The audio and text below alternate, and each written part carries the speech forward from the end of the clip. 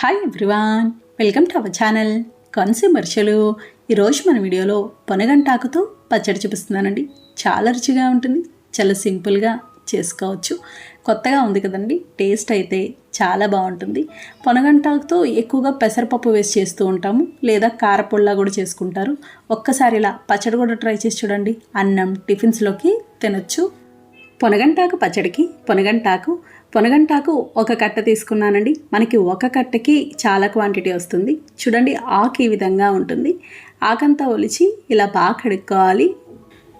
పొనగంటాకు మనకి ఈజీగా దొరుకుతుంది, ఇది బతకడం కూడా త్వరగా బతుకుతుంది. మీరు ఆకంతా ఒలుచుకొని ఈ కాడలను కుండీలో వేసుకున్నారనుకోండి, త్వరగా బతుకుతుంది. చూడండి, ఇలా ఒలుచుకోవాలి, కాడలు అవసరం ఉండదు.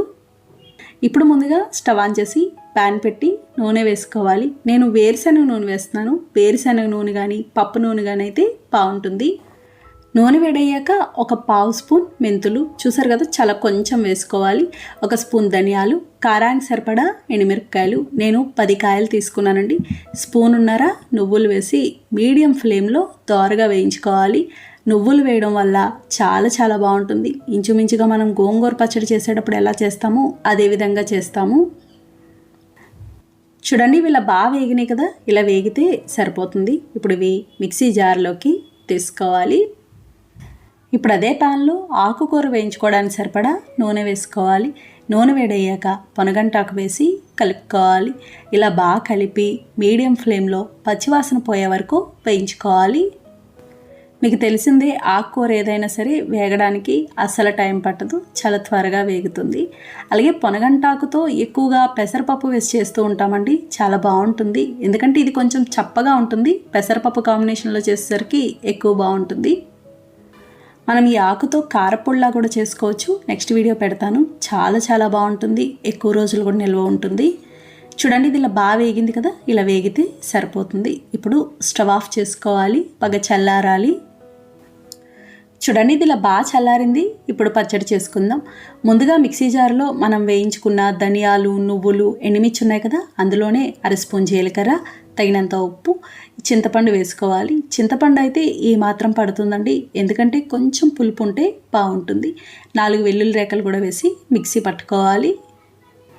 మన ఛానల్లో పాలకూర పచ్చడి కూడా ఉందండి, అందులోనూ టమాటో లేకుండా చేసి చూపించాను, అది కూడా బాగుంటుంది.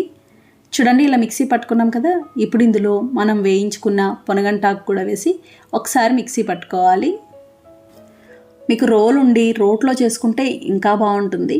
చూడండి, ఇలా ఒకసారి మిక్సీ పట్టుకున్నాక కొంచెం నీళ్లు పోసుకోవాలి, ఎందుకంటే ఇది డ్రైగా ఉన్నట్టు ఉంటుంది కదండి, నీళ్ళు ఎక్కువ పట్టవు. కొంచెం నీళ్లు పోసి ఇంకొకసారి మిక్సీ పట్టుకోవాలి, మరీ మెత్తగా ఉండకూడదు. చూడండి, ఇలా మిక్సీ పట్టుకున్నాం కదా, ఈ విధంగా ఉండాలి.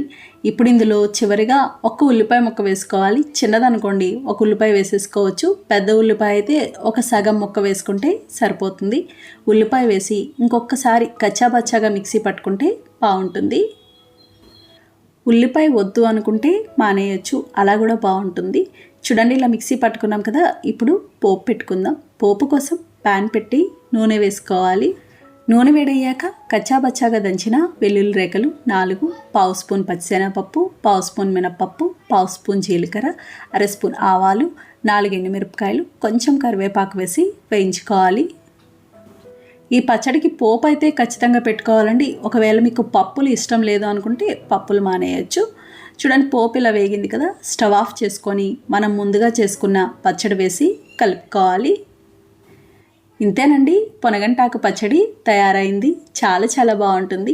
బయట 2 రోజుల వరకు ఉంటుందండి, ఫ్రిడ్జ్లో పెట్టుకుంటే మీకు 10 రోజులైనా కూడా ఇంతే ఫ్రెష్గా ఉంటుంది, అస్సలు పాడవదు. అన్నంతో పాటు టిఫిన్స్లో కూడా తినచ్చు. చూసారు కదా ఫ్రెండ్స్, చాలా సులభంగా తయారు చేసుకున్నాం. నచ్చిందని వీడియో మీకు నచ్చితే లైక్ చేయండి, షేర్ చేయండి, కామెంట్ చేయండి. Thank you for watching.